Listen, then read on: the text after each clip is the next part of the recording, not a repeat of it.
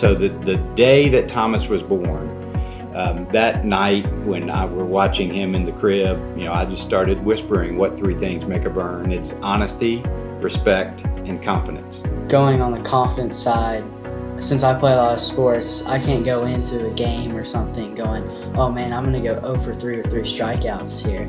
I go out there, I'm going to go hit a home run every single time. I might not hit a home run, but I might get a hit. And if I do get out, I'm going to be like, oh, I'll get the next one, or I'll just go out there knowing I can do what I can do. As we started going off to school, the very first thing we said was, I said, as you're at school, be a leader. So, what three things make a Byrne? Honesty, respect, confidence, be a leader. That was number one. And then the second year, I was like, okay, or another year, I was like, okay, well, I'm just thinking of something else I need to add, and that's do the next right thing. Be a leader, do the next right thing, do your best, be yourself.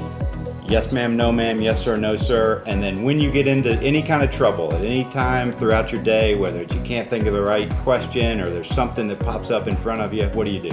Pray. You pray. So that was 6, and then we ended the 7th was what three things make a Byrne? Honesty, respect, and confidence. Again, nobody said, hey, in order to raise a kid the right way, you got to say 7 things when you get out of a car. But it's still going to be when something pops up, he's going to do the next right thing, do the next right thing. One of the things that I think is really cool, because I am a firm believer of divine intervention. So Thomas goes to school, and school starts at 8 a.m. Our FCCI group starts at 7 a.m., it goes till 8 a.m. And the Whitaker story had already started, and I said, well, I want to hear the rest of it, so let me just get in the car. Thomas jump in the car with me, and we're just keep listening to this. And we always stop at Chick-fil-A, so we're in Chick-fil-A listening to Mark Whitaker. But I think some of the funnier parts are when he talked about his wife, and she's like, I'm gonna right this minute go and call the authorities. And Thomas was like, wow.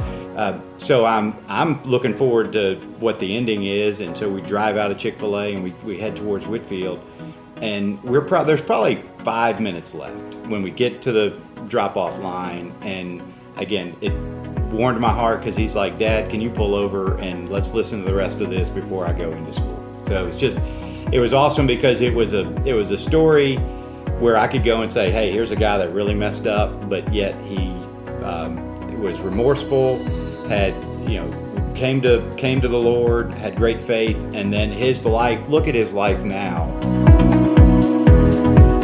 Kind of from the very first minute that we all got on Zoom, we all became very fast friends. And my life now, as I have said, for my business, my life now is the most important hour of the week is 7 to 8 a.m. on Thursday morning, because I'm using that as to continue to build the foundation of doing the next right thing in the business, and becoming, as we have one of our great members who's a PhD in business administration, has taught us how to be a virtuous organization. So I use that phrase.